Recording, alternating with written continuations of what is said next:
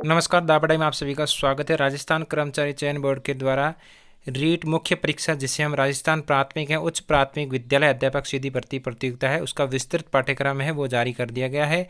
इस वीडियो में हम द्वितीय लेवल का जो पाठ्यक्रम है उसको हम डिटेल से देखेंगे, जिसमें आपके 300 अंकों का ये प्रश्न पत्र होगा। इसमें एक ही प्रश्न पत्र होगा। इसमें आपके 2 घंटे और 30 मिनट का मतलब 2.5 घंटे का समय दिया जाएगा। केवल आपके टोटल आपके 150 प्रश्न होंगे। इसमें नेगेटिव मार्किंग आपके 1/3 होगी। डिटेल पाठ्यक्रम की बात करें तो सबसे पहले आपको जो राजस्थान का भौगोलिक, ऐतिहासिक और सांस्कृतिक और राजस्थानी भाषा का जो ज्ञान है, जो आपके 80 अंकों का है, उसमें आपके सबसे पहले भूगोल के पाठ्यक्रम की बात करें तो इसमें आपका राजस्थान का भौगोलिक स्वरूप, मानसून तंत्र एवं जलवायु, अपवा तंत्र, झीलें, नदियाँ, बांध, एनीकट, जल संरक्षण विधियाँ एवं तकनीकियाँ, राजस्थान की वन्य संपदा, वन्य जीव जंतु, वन्य जीव संरक्षण एवं अभ्यारण्य, मृदा एवं मृदा संरक्षण, राजस्थान की प्रमुख फसलें, जनसंख्या घनत्व, साक्षरता, लिंगानुपात, राजस्थान की जनजाति एवं जनजाति क्षेत्र, धात्विक अधात्विक खनिज, राजस्थान के ऊर्जा संसाधन, परंपरागत एवं गैर परंपरागत, राजस्थान के पर्यटन स्थल, राजस्थान के यातायात के साधन। उसके बाद राजस्थान के इतिहास की बात करें और कला संस्कृति की बात करें तो आपके राजस्थान के प्राचीन सभ्यता, कालीबंगा, आड़, गणेशर, बालाथल और बैराट इत्यादि, राजस्थान के महत्वपूर्ण ऐतिहासिक घटना, प्रमुख राजवंश, उनकी प्रशंसक एवं राजनीतिक व्यवस्था, राजस्थान की स्थापत्य कला जिसमें किले, स्मारक, बावड़ियाँ, हवेलियाँ, राजस्थान के मेले, त्यौहार, लोक कलाएं, लोक संगीत और लोक नाट्य, लोक नृत्य। उसके बाद राजस्थान के सांस्कृतिक परंपरा विरासत। उसके बाद राजस्थान के धार्मिक आंदोलन, प्रमुख संत, लोक देवता, राजस्थान की महत्वपूर्ण ऐतिहासिक स्थल, राजस्थान के प्रमुख व्यक्तित्व, राजस्थान की वस्त्रें, आभूषण, राजस्थान की चित्रकला।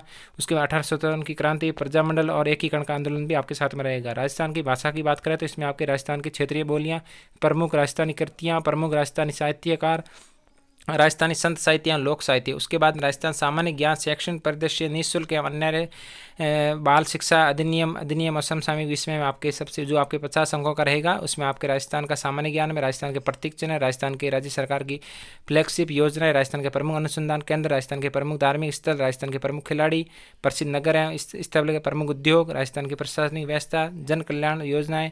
उसके बाद हम बात करें शैक्षिक परिदृश्य की, जिसमें आपके शिक्षण अधिगम के नवाचार, राज्य में केंद्र एवं राजस्थान सरकार की विद्यार्थी कल्याण योजनाएं, पुरस्कार, विद्यालय प्रबंधन एवं संबंधी समितियां, राष्ट्रीय शिक्षा नीति 2020 राजस्थान के परिप्रेक्ष्य में। उसके बाद में निःशुल्क अनिवार्य बाल शिक्षा अधिनियम की बात करें तो इसमें आपके जो RT 2009 है उसके प्रावधान का क्रियान्वयन, निःशुल्क अनिवार्य बाल शिक्षा अधिनियम 2011, राजस्थान के मान्यता प्राप्त निधि विद्यालयों के निःशुल्क प्रवेश की जो आपकी प्रक्रिया है उसके बारे में आपको जानकारी चाहिए। उसके बाद आपका करंट अफेयर आएगा, जिसमें आपके राजस्थान के समसामयिक की डिटेल से आएगा। उसके बाद राजस्थान के अभिनव विकास योजना क्रियान्वित अन्य समसामयिक विषय, इस प्रकार से आपका करंट अफेयर में रखा गया है। थर्ड टॉपिक की बात करें, संबंधित विद्यालय विषय का ज्ञान, ये आपके 120 अंकों का आएगा। इसमें आपको जो सब्जेक्ट से आपने ग्रेजुएशन कर रखा है उसी सब्जेक्ट को आपको पढ़ना है। यानी कि आपने हिंदी साहित्य से या जिस प्रकार से किया तो आपको हिंदी पढ़ना है, अन्यथा आपको इसमें हिंदी का सिलेबस नहीं देखना है। इंग्लिश का भी आप अगर आपने की रखी है तो वो नहीं देखना है।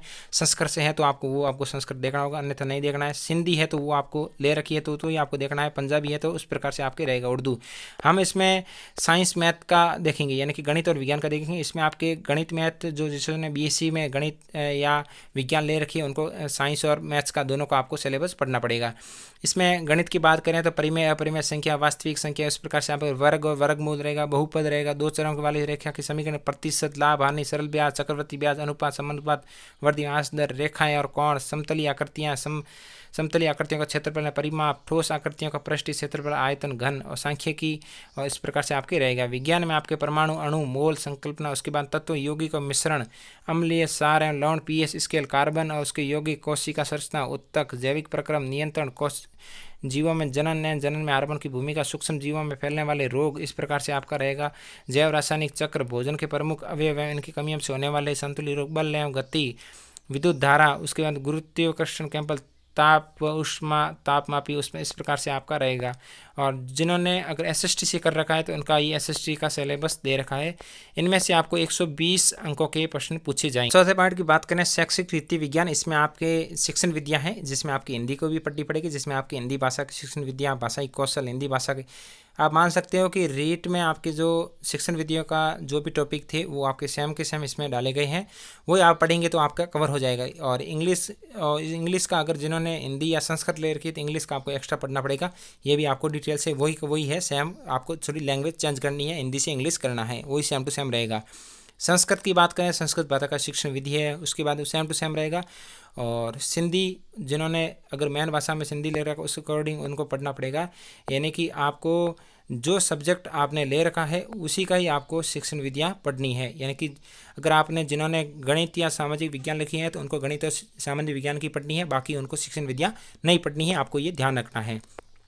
शैक्षणिक मनोविज्ञान यानी कि आपको साइकोलॉजी की बात करें तो 120 नंबरों का आपका आएगा, जिसमें आपके शैक्षणिक मनोविज्ञान जो भी आपका रीट का जो शिक्षक जो आपके साइकोलॉजी का सिलेबस था वो सेम टू सेम रखा गया है। अधिगम के विभिन्न सिद्धांत, अधिगम के विभिन्न प्रक्रियाएं, बुद्धि, अधिगम के अर्थ हैं, अधिगम व्यक्तित्व, बाल विकास, इसके प्रकार सभी इसी प्रकार से आपके रखा गया है। उसके बाद में आपका नया टॉपिक जोड़ा गया है सूचना तकनीकी, जिसमें 10 अंकों का है। इसमें सूचना प्रौद्योगिकी का आधार, सूचना प्रौद्योगिकी उपकरण, सूचना प्रौद्योगिकी अनुप्रयोग, सूचना प्रौद्योगिकी सामाजिक प्रभाव, इस प्रकार से आपका सिलेबस रखा गया है।